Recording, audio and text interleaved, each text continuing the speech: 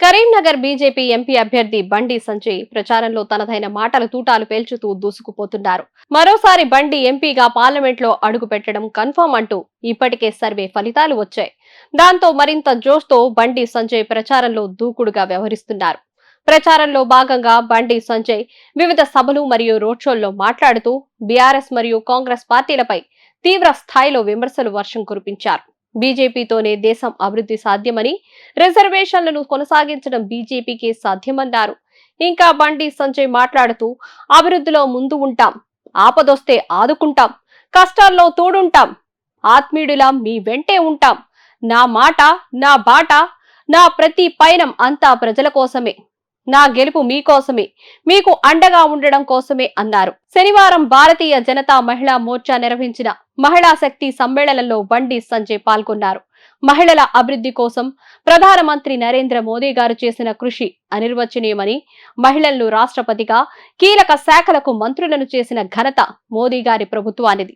మహిళలకు 33% రిజర్వేషన్లు అమలు చేసేందుకు చిత్తశుద్ధితో కృషి చేస్తున్న మోదీ గారి చొరవ వల్ల అతి త్వరలో మహిళల చేతికి అధికార పగ్గాలు రాబోతున్నాయి. నారీ శక్తి పవర్ ఏంటో రాబోయే రోజుల్లో చూడడం తథ్యం. బీఆర్ఎస్ పాలన అంటే గుర్తుకు వచ్చేది అత్యాచారాలు, అరాచకాలు, అవినీతి. కాంగ్రెస్ కూడా అదే పంద. మహిళలకు అనేక హామీలు ఇచ్చి విస్మరించింది. ఆ పార్టీకి ఓటేస్తే ఇక భస్మాసుర హస్తమే అన్నారు. రాజ్యాంగం నుంచి లౌకిక అనే పదాన్ని తొలగిస్తామన్నందుకు బీజేపీ రాజ్యాంగాన్నే మార్చబోతోందని బీజేపీ నేతలను ఏ చెప్పుతో కొట్టాలని అంటున్నాడు. 50 ఏళ్ల కాంగ్రెస్ పాలనలో 100 సార్లకు పైగా రాజ్యాంగాన్ని మార్చిన కాంగ్రెస్ నేతలను ఎన్నిసార్లు చెప్పుతో కొట్టాలి? ఒక్కో కార్పొరేటర్ కు 20 లక్షలు ఇచ్చారని, అందులో 5 లక్షలు బ్యాంకు ఖాతాల్లో జమైనట్లు చర్చ జరుగుతోందన్నారు.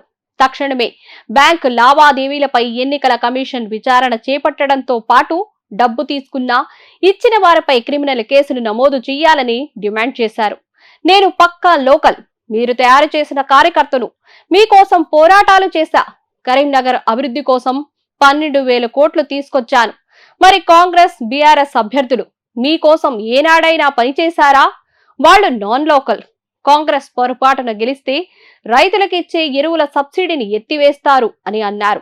ఈ ఎన్నికలు దేశ భవిష్యత్తును నిర్ణయించేవని, కాంగ్రెస్ కు ప్రధాని అభ్యర్థి కూడా లేడని చెప్పారు.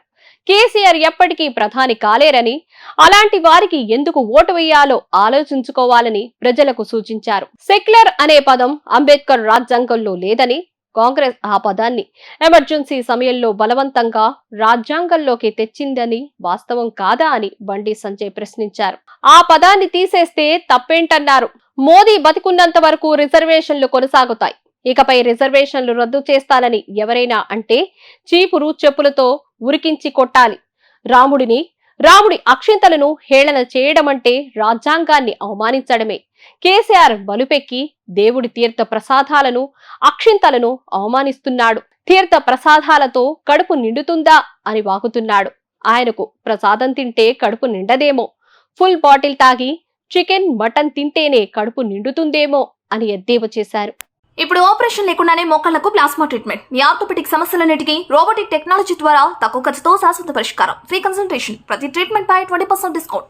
ఈ ఆఫర్ కొద్ది రోజులు మాత్రమే. త్వరపడండి. V9 hospitals 9281465842.